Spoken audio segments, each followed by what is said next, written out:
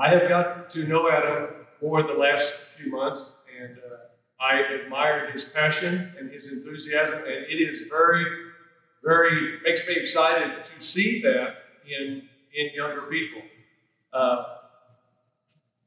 Last time I was here is whenever my four were dancing on stage with Ellen, but that has been a long time, a lot of water under the bridge since then, and I would certainly like to start out by saying that the Kingfisher County Republican Women for setting this up. I would like to thank you as well.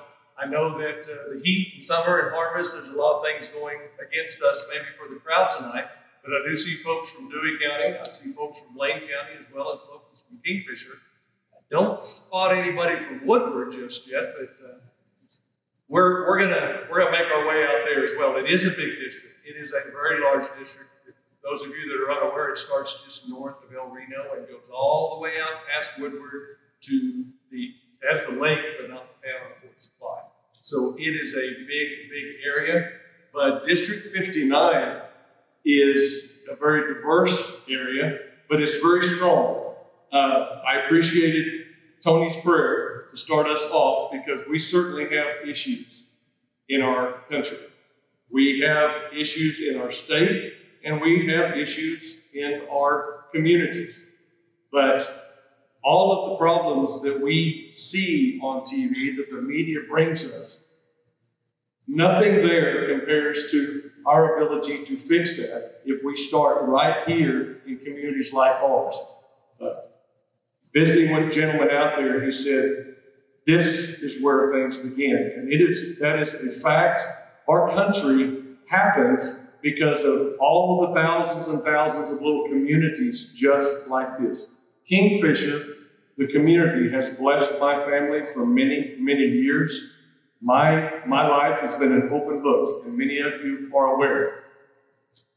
I didn't aspire to get into politics. I took a business route and started in 1985. Whenever I got out of school, I went to work for my brother who was already in the car business. We worked together, we expanded, we had an opportunity to come down here.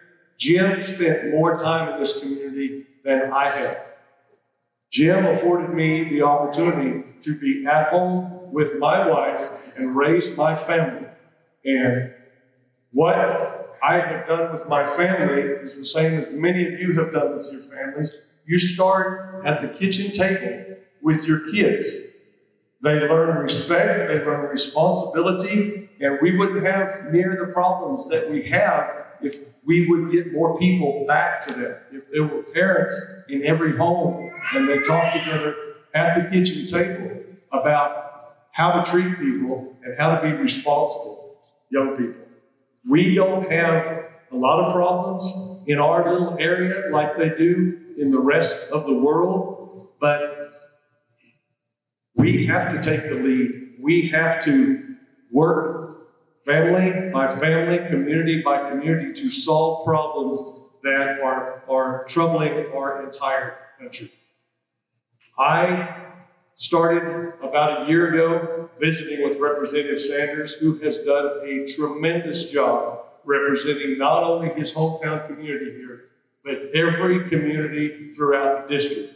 When I called some newspapers and asked if I could send them a press release that I was running, I ran into some roadblocks early on whenever people thought that I was running against Mike Sanders. You know, they wouldn't let me finish the sentence. Well, you're not running against him. No, I'm not. That's good, because he's out here all the time. Yes, he is. He has done a tremendous job. This community, this district has been blessed with great representation from Mr. Sanders, Mr. Yett, the Johnsons, Senator Choate, all the way back to Senator Baker, who is responsible for Pioneer Telephone as well as Cimarron Electric. This community is rich with leadership and energy and enthusiasm. And I was visiting outside a little bit ago with Carly and asked her how things were with Clinton, in Oklahoma City Police Department. Folks, we cannot sit back any longer and let the tail wag the dog in this country. Clinton and other police officers are questioning whether they can continue serving in public service. We have to support them. We have to stand behind them. We have to protect them so that our communities are safe. Nothing is going to happen out here without peace.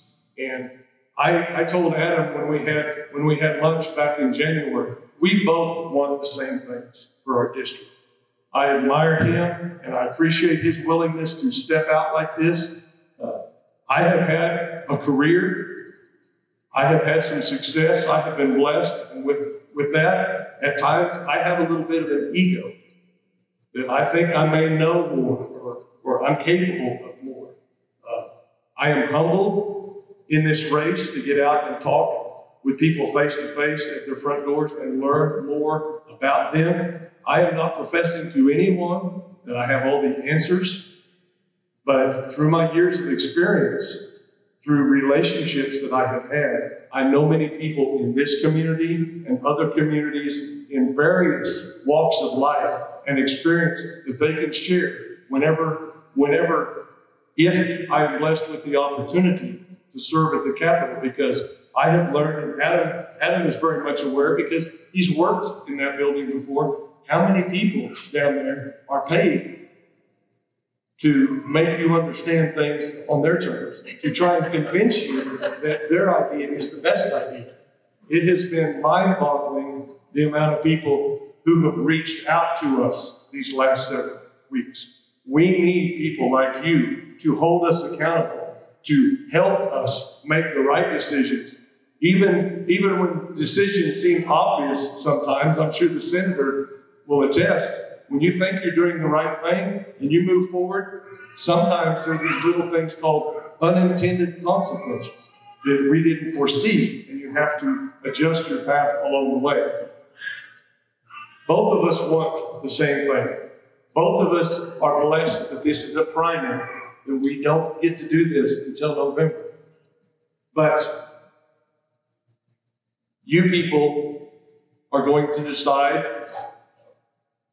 who serves us going forward. If Adam is elected, I'm going to help him. If I'm elected, I bet I can count on him helping me and you all helping me, because we want what's best for District 59 and for Western Oklahoma, because we have a lot at stake. We found ourselves in a situation nobody ever saw coming, and there was no rules for it. But by the grace of God, we're going to move forward. Many of you chose to be here tonight. I thank you for that. We're going to begin by living with faith instead of by fear. We're going to move forward. We're going to move District 59 forward. One of us is going to pick up after that gentleman out there, and he has set a pretty tall order. He has set the bar very, very high. And I appreciate that, Mike. I appreciate what you've done. Many of the things, people are aware, but the tremendous amount that you have done for our firefighters, I bet you a few miles in any direction here, there's guys out there right now in the heat, fighting, doing what we need to do with more help on things that you were able to accomplish for them. So with that, somebody hasn't told me my time is up, but I think it's a safe bet I'm getting close. But I do appreciate the opportunity. I look forward to meeting more of you if we have not met. We're going to stick around afterward and answer questions if you don't have an opportunity to ask them now. And thank you. I appreciate it and humbly ask for your vote. Thank you.